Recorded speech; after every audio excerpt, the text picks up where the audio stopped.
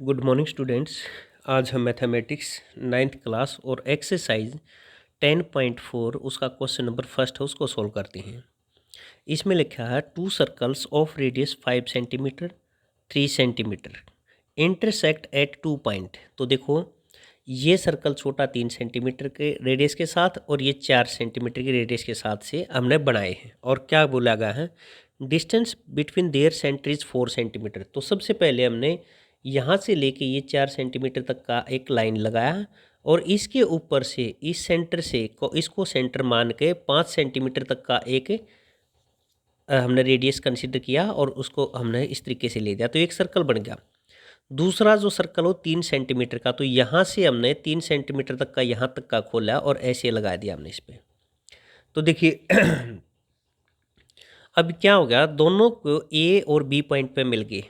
तो अब ए और बी से अगर हम मिलाते हैं तो ए बी एक कॉमन कोड हो गया। किस किस का है, वो इस बड़े सर्कल का भी कोड है और इस छोटे सर्कल का भी कोड है। तो ये हमारा कॉमन कोड हो गया ए बी।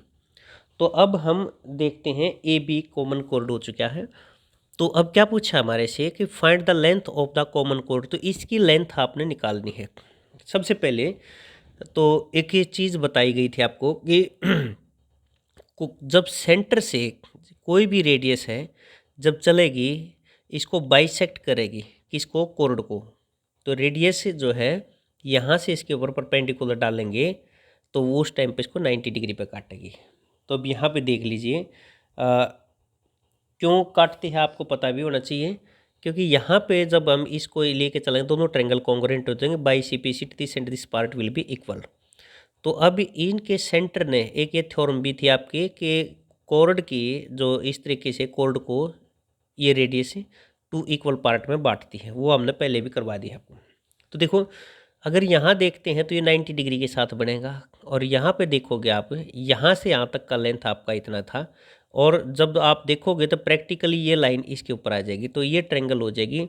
इसमें हम पाइथागोरस थ्योरम का यूज करेंगे, इसका स्क्वायर प्लस में इसका स्क्वायर इज इक्वल टू इसका स्क्वायर। तो यहाँ से आप देखोगे ए सी का स्क्वायर प्लस में ओ सी का स्क्वायर वो बराबर हो जाएगा ओ ए का स्क्वायर के बराबर। ए सी का स्क्वायर प्लस में सी ओ है 4 सेंटीमीटर उसका स्क्वायर, 5 है कौन, ओ ए उसका स्क्वायर, 4 का 16 हो जाएगा भाई और 5 का 25 centimetre square. A C is equal to क्या आ जाएगा, यहाँ से शिफ्ट करेंगे राइट में तो माइनस कर देगा 9 सेंटीमीटर स्क्वायर आ जाएगा। ए सी आपका 3 सेंटीमीटर आ जाएगा। तो ए सी आपको पता लग गया ये 3 सेंटीमीटर है।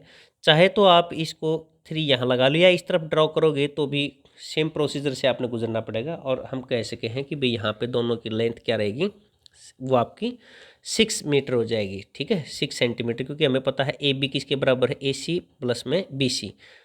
तो इसने बताया भी था कि जब इसके ऊपर सेंटर से इसके ऊपर कोर्ड के ऊपर परपेंडिकुलर डाला जाएगा, जब भी सेंटर से इस कोर्ड के ऊपर परपेंडिकुलर डाला जाएगा तो वो इस कोर्ड को 2 इक्वल हिस्सों में बांट देता है। तो ये ए बी किसके बराबर होगी, ए सी प्लस में बी सी। तो यहाँ पे देखें ए सी प्लस में बी सी और दोनों के दोनों इक्वल होते हैं, वो एक थ्योरम के अंदर बताया भी गया था आपको। अगर कोई परेशानी है तो जूम क्लासेस के अंदर आप इस पर डिस्कस कर सकते हैं।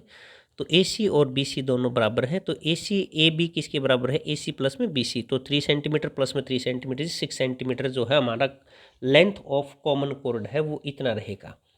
अब इसके बाद आ जाते हैं हम क्वेश्चन नंबर सेकंड के ऊपर। क्वेश्चन नंबर सेकंड में लिखा है if the 2 equal chords of a circle intersect with in the circle. अगर एक सर्कल के अंदर एक ए बी और एक सी डी दो बराबर लेंथ के कोड डाले गए हैं, वो एक दूसरे को इंटरसेक्ट कर रहे हैं। देखो ये और ये एम पर इंटरसेक्ट कर रहे हैं। Prove that the line segment of the code are equal to the corresponding segments of the other code. तो अब ये कह रहा है सेगमेंट का आपने पता है क्या होता है, ये आपका सेगमेंट है। तो यहाँ से इस कोड को ये हिस्से, एक तो यहाँ से ये हिस्सा बड़ा, देखो इस लाइन को 2 हिस्से में बांट दिया। एक तो यहाँ पे एम पे, ये ड्रॉ तो बाद में करनी है हमने, पहले फिलहाल आप ये और ये लाइन देखोगे तो इस लाइन को देखें, ये टुकड़ा बड़ा ये टुकड़ा छोटा, और इस लाइन में देखेंगे तो ये टुकड़ा बड़ा और ये टुकड़ा छोटा। ये कह रहा है बड़ा टुकड़ा बड़े टुकड़े के बराबर और छोटा टुकड़ा छोटे टुकड़े के बराबर होना चाहिए। तो देख लेते हैं, हम ड्रॉ करते हैं ये परपेंडिकुलर, और जब भी हम सेंटर से परपेंडिकुलर कोड के ऊपर डालते हैं तो 2 इक्वल हिस्से हो जाते हैं, ये और ये हिस्सा।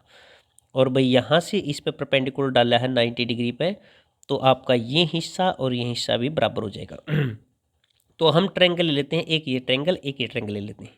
इस ट्रायंगल के अंदर ये 90 डिग्री का है, तो इस ट्रायंगल में ये 90 डिग्री का है। रीजन क्या रहेगा, दोनों राइट एंगल। उसके बाद इस ट्रायंगल के अंदर ये साइड और इस ट्रायंगल में ये साइड कॉमन है। रीजन क्या है कि इसका ये रीजन है भाई कि ये कॉमन है, ठीक है। और वैसे भी एच का काम कर रहा है, 90 डिग्री के सामने एच होता है। ऊपर से देखिए यहाँ से जो ओ ई है और ओ एफ है वो भी डिस्टेंस इक्वल है। इसके पीछे रीज़न बताता हूँ।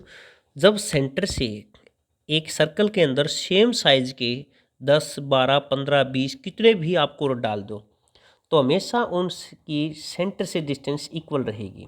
इस चीज़ का भी आपको पता होना चाहिए। तो ये भी एक थ्योरम थी आपकी, थ्योरम पे ज़्यादा ध्यान दिया करो। कई बच्चे ऐसे हैं कि उस जो थ्योरेटिकल पार्ट है उस पर बिल्कुल ध्यान नहीं देते, सिर्फ और सिर्फ जो एक्सरसाइज से रिलेटेड क्वेश्चन करते हैं, तो उसमें फिर समस्या बनेगी भाई आपकी। तो थोड़ा सा बेसिक अपना स्ट्रॉन्ग करें, तब इसके बाद ये सारी चीज़ें समझ में आ जाएगी, शुरू हो जाएगी आपको। तो अब हम इसको कह सकते हैं RHS रूल से दोनों ट्रायंगल आपकी हैं ये कॉन्ग्रुएंट हो चुकी है RHS रूल से। So we can say that कि बाई CPCT EM और FMF जो बराबर है। देखो अब ये कह रहा है कि ये ट्रायंगल कॉन्ग्रुएंट है, तो यानी कि ये पार्ट और ये पार्ट दोनों के दोनों बराबर हो गए। ये लिख दिया हमने क्वेश्चन नंबर फर्स्ट। और भाई देखो शुरू में ही दिया था कि दोनों कोड जो हैं वो इक्वल है। एक कोड का नाम AB था, दूसरा CD था। मैंने रेड कलर के पेन से लिखा है कि इसको भी 2 से डिवाइड करेंगे, इसे 2 से डिवाइड कर, दोनों बराबर रहेंगे।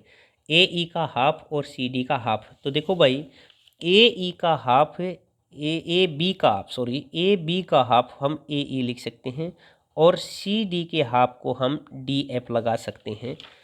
DF और AE लगा दिया। इक्वेशन नंबर फर्स्ट और सेकंड आपके सामने है। अब देखिए, अब देखो आप ये देखो, तो अब हम क्या करते हैं, ये इसका रिमेनिंग पार्ट है लिख रखा है। अब ऐड करते हैं इक्वेशन नंबर फर्स्ट और सेकंड को, हम क्या करते हैं ऐड करते हैं। EM वो इक्वल है EMF के, EMMF के, और AE और FD AE इक्वल में इक्वल ऐड करेंगे तो रिजल्ट इक्वल मिलेगा।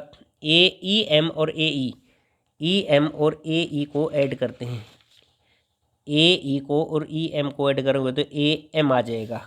AM MF FD, देखो MF को FD के साथ जोड़ोगे तो MD आ जाएगा, MD आ जाएगा, DM आ जाएगा। तो ये चीज़ अपनी आ गई है, यानी कि बड़े हिस्से के बराबर बड़ा हिस्सा आ चुका है। देखिए अब हमारे को पता है AB और CD बराबर थे, क्यों थे, गिवन थे, दोनों इक्वल कोड थे। जब इक्वल में से ये इक्वल माइनस कर दिया जाएगा, तो देखो AB माइनस में AM, AB माइनस में AB में से AM निकालोगे तो MB बच जाएगा या BM बच जाएगा, ठीक है। CD में से DM निकाला जाएगा। देखो CD ये रहा, CD ये रहा, और DM ये रहा, ये निकल जाएगा तो ये रह जाएगा CM। यही चीज़ हमने प्रूव करनी थी इस क्वेश्चन के अंदर। तो ये क्वेश्चन हमारा कंप्लीट हो चुका। इसके बाद हम क्वेश्चन नंबर 3 के ऊपर चलते हैं। इसमें क्या लिखा है, इसमें कहा है if the two equal chords, तो इसका मतलब यहाँ से AB और CD बराबर हैं। Circle intersect with in the circle, circle के अंदर कटते हैं एट पॉइंट M पे, ठीक है। Prove that the line joining the point of intersection to the centre, देखो यू सेंटर रहा और इससे जो इंटरसेक्टिंग करने वाली पॉइंट है इसको अगर ज्वाइन कर दिया जाता है तो क्या कहता है, to the centre makes the equal angle with the chord. तो यहाँ से ये इस कोर्ड के साथ ये एंगल और ये एंगल इक्वल होगा। देख लेते हैं, हमने ड्रॉ कर दिया इसके ऊपर परपेंडिकुलर। तो इसमें 90 डिग्री का ये, इसमें 90 डिग्री का ये, एक इसका ये और इसका ये कॉमन है, और हाइपोटेन्यूस का काम करेगा RHS, और ये साइड का काम करेगा। तो देखिए OE और OF क्यों इक्वल है, क्योंकि एक ही सर्कल के अंदर क्या नाम है, दो इक्वल कोर्ड होंगे तो उनकी सेंटर से perpendicular distance must be equal. तो ये चीज़ आपकी हो चुकी है।